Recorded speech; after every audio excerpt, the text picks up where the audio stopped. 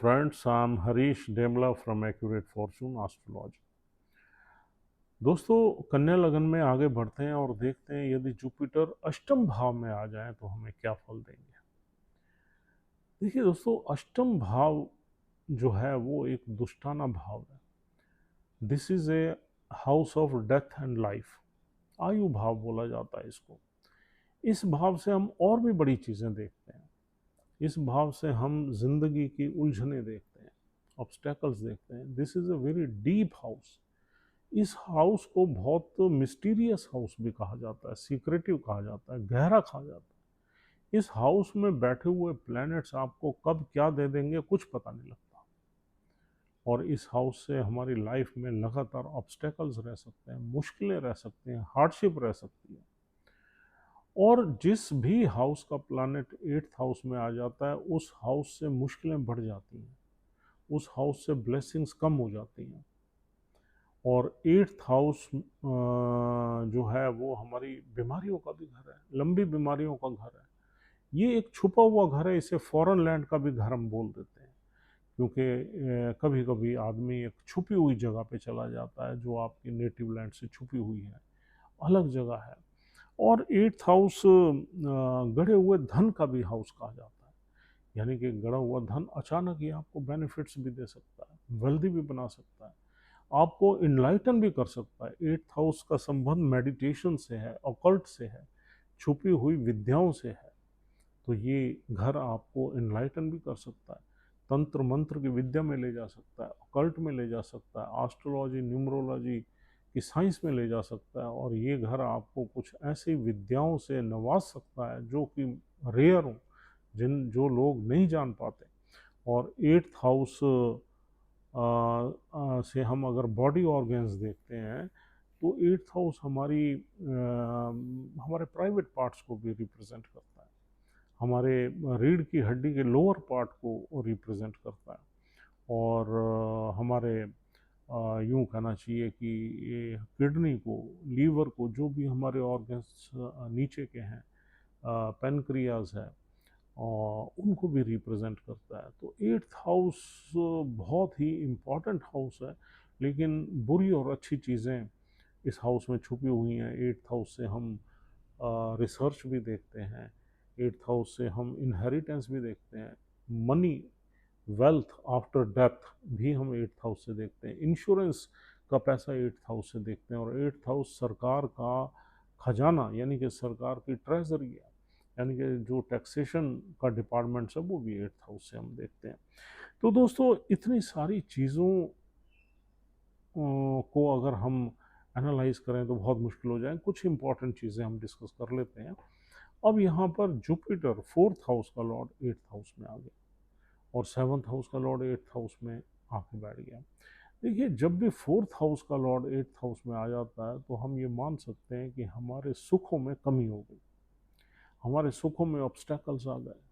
हमें एक इतनी ऑस्पिशियस हाउस का प्लानट एक खराब घर में चला गया तो हमारी हैप्पीनेस में प्रॉब्लम्स आ गई, हम कहीं ना कहीं उलझनों में फंस गए, कहीं ना कहीं बीमारी का योग बन गया, कहीं ना कहीं। अब जुपिटर और 8th हाउस इन चीज़ों, जुपिटर जो है ज़्यादातर बीमारी लीवर से रिलेटेड है, स्प्लीन, पित्त की थैली से, लार्ज इंटेस्टाइन से रिलेटेड बीमारी देता है। 8th हाउस भी इन्हीं ऑर्गन्स का हाउस है, लोअर बैक का हाउस है।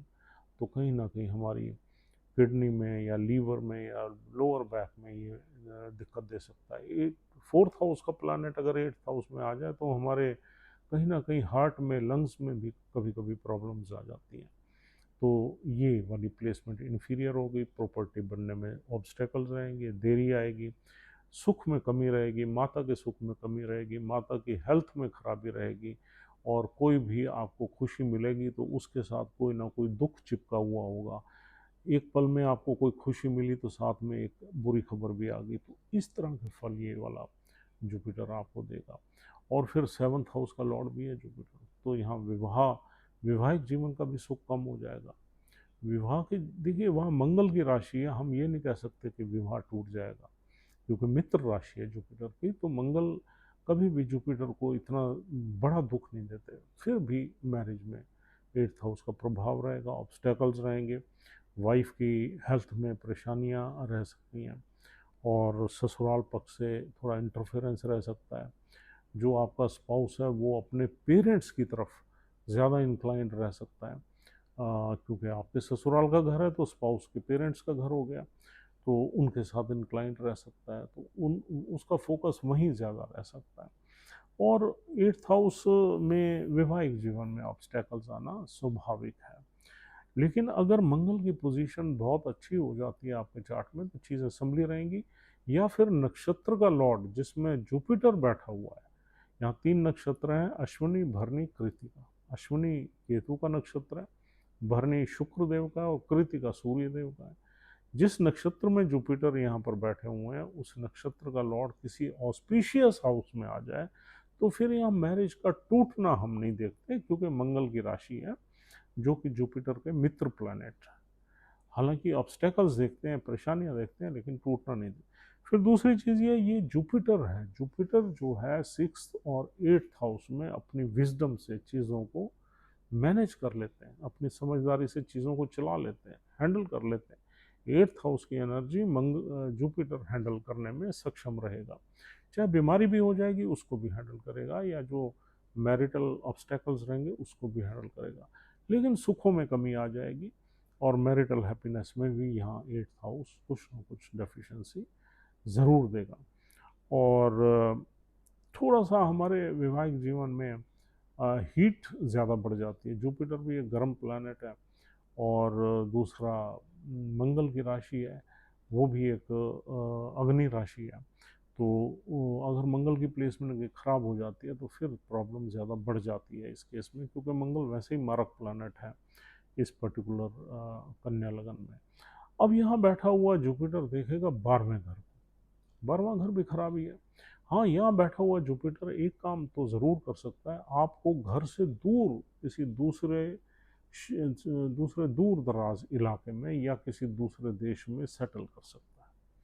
और 12वें घर पे भी जुपिटर की दृष्टि है, तो Jupiter will always try to move out of country and settle abroad. तो अगर आप कहीं अब्रॉड में जाके सेटल होना चाहते हैं तो ये प्लेसमेंट आपको सपोर्ट कर सकती है। यहाँ आप ऑकल्ट की तरफ भी थोड़ा इंक्लाइंड हो जाएंगे, क्योंकि जब हमारे दिल का प्लानेट एक ऑकल्ट के घर में बैठ जाए तो हमारी दिली इच्छा होती है कुछ लिटरेचर, कुछ साहित्य वगैरह, पर्टिकुलरली रिलीजियस और स्पिरिचुअल साहित्य को हम पढ़ें और ज्ञान की प्राप्ति करें, मेडिटेशन में जाएं, ऑकल्ट में जाएं और छुपी हुई विद्याओं को हासिल करें, और उनसे आप पैसा भी कमा सकते हैं, क्योंकि 7th हाउस हमारे बिजनेस का भी है। बिजनेस के घर का मालिक 8th हाउस में ऑकल्ट के हाउस में, ऑकल्ट के माध्यम से आप पैसा भी कमा सकते हैं। और यहाँ पर 8th हाउस से हम बीमारियाँ देखते हैं। बीमारियों के मामले में जुपिटर हैंडल करेगा, it will manage the diseases. हालांकि बीमारियाँ हो सकती है, होगी, लेकिन Jupiter will try to handle the diseases. और दूसरा यहाँ अप डाउन्स रहेंगे, उसमें भी इंसान अपनी विजडम से यहाँ के उतार चढ़ाव को, जीवन के उतार चढ़ाव को एक्सेप्ट करेगा और बड़े फिलॉसफिकल तरीके से अपनी लाइफ को लीड करेगा। और थोड़ा सा वो रिलीजियस या स्पिरिचुअल भी हो सकता है, और मेडिटेशन वगैरह की प्रैक्टिस में भी इंसान आ सकता है। थोड़ा सा मदर की हेल्थ में ये प्लेसमेंट खराबी देती है, वहाँ से इंसान को डिसअपॉइंटमेंट रहती है, और पत्नी की हेल्थ में भी थोड़ी बहुत परेशानियाँ ये प्लेसमेंट दे देती है। और यहाँ बैठा हुआ जुपिटर 12th हाउस को जब देखता है तो कुछ हमारी लाइफ में खर्चे बढ़ जाते हैं, कुछ चीज़ों का व्यय हो जाता है, और उसकी वजह से भी हमारी लाइफ में परेशानियाँ रहती हैं, सुखों में भी परेशानियाँ रहती हैं। और लेकिन आदमी कुछ 12वें घर को देख के थोड़ा चैरिटेबल एक्टिविटीज़ में आ सकता है, थोड़ा वैराग्य की तरफ आदमी मोक्ष की तरफ आ सकता है। और जुपिटर की जो 7वीं दृष्टि है वो दूसरे भाव पर रहेगी। दूसरा भाव है हमारी वेल्थ का, तो यहाँ जुपिटर आपको कहीं ना कहीं इनहेरिटेंस में ब्लेस कर सकता है। अगर जुपिटर की दृष्टि भी दूसरे घर पे हो और जुपिटर जिस नक्षत्र में बैठा हो उस नक्षत्र का लॉर्ड भी कहीं दूसरे घर में अच्छा बैठ जाए, जैसे भरणी नक्षत्र है, भरणी नक्षत्र शुक्रदेव का है और दूसरा घर भी शुक्रदेव की मूल त्रिकोण राशि है दूसरे घर में। अगर यहाँ भरणी नक्षत्र में जुपिटर है और शुक्र देव दूसरे घर में आ जाते हैं या आपके भाग्य में आ जाते हैं, नवम भाव में आ जाते हैं, तो डेफिनेटली यहाँ एक बहुत बड़ी इनहेरिटेंस से आपको वेल्थ वगैरह मिल सकती है, गड़ा हुआ धन मिल सकता है। तो अगर शुक्र देव की प्लेसमेंट और भी किसी अच्छे घर में आ जाए, आपके 11वें घर में आ जाए, लगन में आ जाए, चौथे घर में आ जाए या दूसरे घर में आ जाए, तो डेफिनेटली आपको ये इनहेरिटेंस का योग रहेगा ही रहेगा और आपको कहीं ना कहीं ससुराल पक्ष से या अपने पेरेंट्स से वेल्थ वगैरह मिल सकती है। और जुपिटर की जो नवम दृष्टि है वो आपके चौथे घर पे रहेगी और ये बहुत अच्छा हो गया। जुपिटर की दृष्टि अपने ही घर पे आ गई, चौथे घर पे, तो चौथे घर को जुपिटर जो है वो डेफिनेटली हैंडल करेंगे। चौथा घर जुपिटर का अपना ही है, तो यहाँ अष्टम भाव में बैठा हुआ जुपिटर से जितनी भी प्रॉब्लम्स आ जाए वो हमारे सुख भाव को मैनेज करेगा। हालांकि सुख में डिफिशियंसी तो आ गई, लेकिन स्टिल यू आर ऑप्टिमिस्टिक और आप उसके लिए कुछ कर रहे हैं, अपनी विजडम से चीज़ों को चला रहे हैं, मैनेज कर रहे हैं, ताकि आपका कन्वीनियंसीज या आपका सुख जो है वो बरकरार रहे। तो इस तरह की आप नॉलेज ले लेंगे, इस तरह की आप लर्निंग्स ले लेंगे, जिससे आप अपने सुख भाव को, चौथे भाव को मैनेज करेंगे और उसमें आपकी पीड़ा ताकि कम से कम रहे, इस तरह की आपकी कोशिशें जो है रहेंगी। यहाँ का जुपिटर आपको ये वाली कैपेबिलिटी ज़रूर देगा, क्योंकि एक तो मंगल की राशि है, मंगल की राशि में जुपिटर वैसे बड़ा एक्टिव हो जाता है और करेजियस भी हो जाता है, विल पावर अच्छी रहती है, तो आदमी हर मुसीबत से, हर ऑब्स्टेकल से फाइट लेता है और उसको मैनेज करने की कोशिश करता है। तो ये वाली प्लेसमेंट कुछ इस तरीके के आपको रिजल्ट्स देगी। तो यहाँ पर 3 नक्षत्र मिलते हैं। अश्विनी नक्षत्र में जुपिटर बैठ जाए तो केतु ज़्यादातर जुपिटर को मोक्ष की तरफ ले जाता है, स्पिरिचुअलिटी की तरफ ले जाता है, मेडिटेशन की तरफ, कुछ चैरिटेबल एक्टिविटीज़ की तरफ ले जाता है। तो केतु का प्रभाव जुपिटर में, केतु के घर ही जुपिटर बैठ गया, constellation is just like a home. तो अगर केतु के नक्षत्र में जुपिटर है और केतु की प्लेसमेंट कहीं मित्र राशि में हो जाती है, तो यहाँ आदमी चैरिटेबल एक्टिविटीज़ में, ऑकल्ट में ज़्यादा घुसेगा और अगर कहीं खराब घर में हो जाती है तो थोड़ी सी परेशानियाँ यहाँ बढ़ेंगी। भरणी नक्षत्र में जुपिटर आ जाता है तो आदमी थोड़ा सा कार्नल प्लेजर्स की तरफ झुकेगा, वेल्थ की तरफ जाएगा, लग्जरीज की तरफ जाएगा और शुक्र देव जो है अगर अच्छे बैठ गए तो कहीं ना कहीं अच्छी वेल्थ रहेगी, अच्छे प्लेजर्स रहेंगे, लेकिन सडन चीज़ें होंगी लाइफ में जो भी होगा।